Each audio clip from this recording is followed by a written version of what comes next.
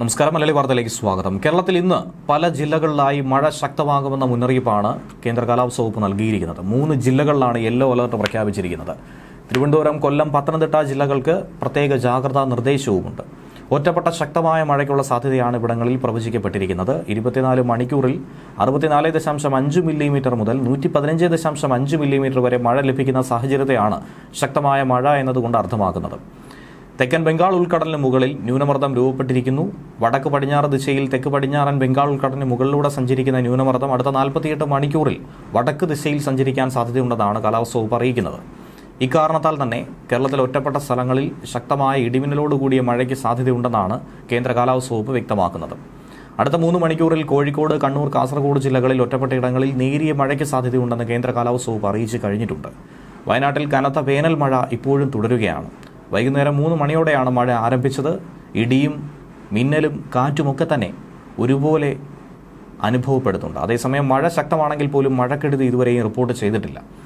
ഇന്ന് ഒറ്റപ്പെട്ട ഇടങ്ങളിൽ ശക്തമായ മഴയ്ക്ക് സാധ്യതയുണ്ടെന്ന മുന്നറിയിപ്പ് നൽകിയതിന് പിന്നാലെയാണ് മഴ പെയ്തിരിക്കുന്നത്. കടലാക്രമണത്തിന് സാധ്യത ഉള്ളതുകൊണ്ട് തന്നെ മത്സ്യത്തൊഴിലാളികൾക്കും തീരദേശവാസികൾക്കും ജാഗ്രത പാലിക്കാനും മുന്നറിയിപ്പുണ്ട്. കടൽക്ഷോഭം രൂക്ഷമാകാൻ സാധ്യതയുള്ളതുകൊണ്ട് തന്നെ അപകട മേഖലയിൽ നിന്നും അധികൃതർ നിർദ്ദേശാനുസരണം മാറി താമസിക്കണം. ചെറിയ വള്ളങ്ങളും ബോട്ടുകളും കടലിലേക്ക് ഇറക്കുന്നത് ഈ സമയത്ത് ഒഴിവാക്കണം. കള്ളക്കടൽ പ്രതിഭാസത്തിനും ഉയർന്ന തിരമാലയ്ക്കും സാധ്യതയുള്ള ഘട്ടത്തിൽ കടലിലേക്ക് മത്സ്യബന്ധന യാനങ്ങൾ ഇറക്കുന്നത് പോലെ തന്നെ അപകടകരമാണ് കരയ്ക്ക് അടുപ്പിക്കുന്നതും. അതുകൊണ്ട് തിരമാല ശക്തിപ്പെടുന്ന ഘട്ടത്തിൽ കടലിലേക്ക് ഇറക്കുന്നതും കരയ്ക്ക് അടുപ്പിക്കുന്നതും ഒഴിവാക്കേണ്ടതാണ്. ദേശീയ സമുദ്രസ്ഥിതി പഠന ഗവേഷണ കേന്ദ്രം മുന്നറിയിപ്പ് പിൻവലിക്കുന്നതുവരെ ബീച്ചുകൾ കേന്ദ്രീകരിച്ചുള്ള വിനോദസഞ്ചാരം ഉൾപ്പെടെയുള്ള എല്ലാ പ്രവർത്തനങ്ങളിലും ശ്രദ്ധ പുലർത്തണം. മത്സ്യബന്ധന യാനങ്ങൾ, ബോട്ട്, വള്ളം മുതലായവ ഹാർബറിൽ സുരക്ഷിതമായി കെട്ടിയിട്ട് സൂക്ഷിക്കുക. വള്ളങ്ങൾ തമ്മിൽ സുരക്ഷിത അകലം പാലിക്കുന്നത് കൂട്ടിയിടിച്ചുള്ള അപകട സാധ്യത ഒഴിവാക്കും. മത്സ്യബന്ധന ഉപകരണങ്ങളുടെ സുരക്ഷയും ഉറപ്പാക്കണം. ബീച്ചിലേക്കുള്ള യാത്രകളും കടലിറങ്ങിയുള്ള വിനോദങ്ങളും പൂർണ്ണമായും ഒഴിവാക്കണം. തീരശോഷണത്തിന് സാധ്യത ഉള്ളതുകൊണ്ട് തന്നെ പ്രത്യേകം ജാഗ്രത പുലർത്തണം. ഇടിമിന്നൽ ജാഗ്രതാ നിർദ്ദേശവും ഇതോടൊപ്പം തന്നെ പുറപ്പെടുവിച്ചിട്ടുണ്ട്. ഇടിമിന്നൽ അപകടകാരികളാണ്. അവ മനുഷ്യന്റെയും മൃഗങ്ങളുടെയും ജീവനും വൈദ്യുത ആശയവിനിമയ ശൃംഖലകൾക്കും വൈദ്യുത ചാലകങ്ങളുമായി ബന്ധിപ്പിച്ചിട്ടുള്ള വീട്ടുപകരണങ്ങൾക്കും വലിയ നാശനഷ്ടം സൃഷ്ടിക്കും. അതുകൊണ്ട് തന്നെ കാർമേഘം കണ്ടു തുടങ്ങുന്ന സമയം മുതൽ തന്നെ മുൻകരുതൽ നടപടികൾ സ്വീകരിക്കേണ്ടതാണ്. ഇടിമിന്നൽ എപ്പോഴും ദൃശ്യമാകണമെന്നില്ല എന്നുള്ളതുകൊണ്ട് ഇത്തരം മുൻകരുതൽ സ്വീകരിക്കുന്നതൊന്നും വിട്ടു നിൽക്കരുത്. ഇടിമിന്നലിന്റെ ആദ്യ ലക്ഷണം കണ്ടു കഴിഞ്ഞാൽ ഉടൻ തന്നെ സുരക്ഷിതമായ കെട്ടിടത്തിനുള്ളിലേക്ക് മാറണം. തുറസായ സ്ഥലങ്ങളിൽ തുടരുന്നത് ഇടിമിന്നൽ ഏൽക്കാനുള്ള സാധ്യത വർദ്ധിപ്പിക്കും. ശക്തമായ കാറ്റിനും ഇടിമിന്നലിനും സാധ്യതയുള്ള ഘട്ടത്തിൽ ജനലും വാതിലും അടച്ചിടണം.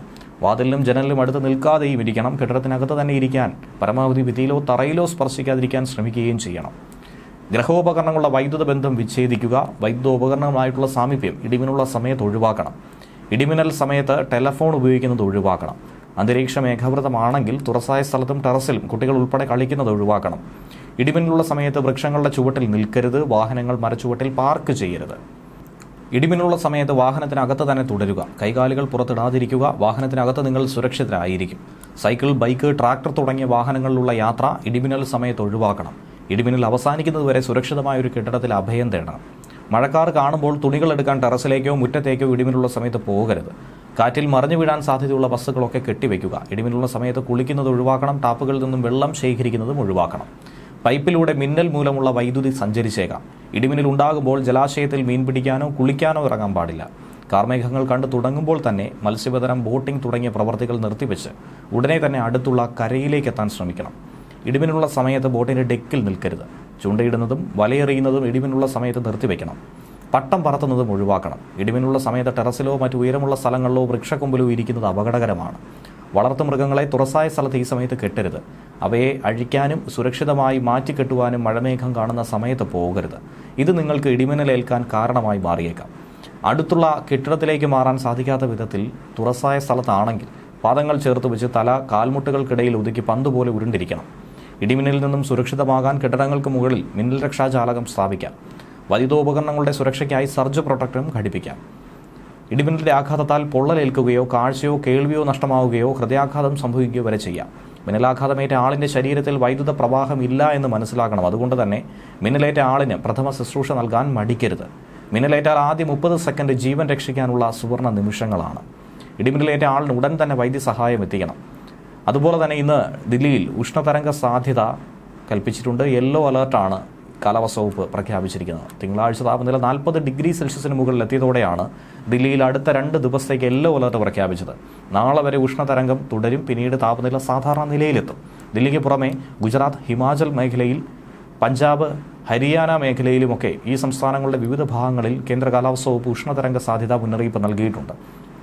ചൂട് കൂടുന്ന സാഹചര്യത്തിൽ പുറത്ത് ജോലി ചെയ്യുന്ന ആളുകൾ മുൻകരുതൽ നടപടി സ്വീകരിക്കണമെന്നും കേന്ദ്ര കാലാവസ്ഥാ വകുപ്പ് നിർദ്ദേശിച്ചിട്ടുണ്ട്. ന്യൂസ് ഡെസ്ക് മലയാളി വാർത്ത.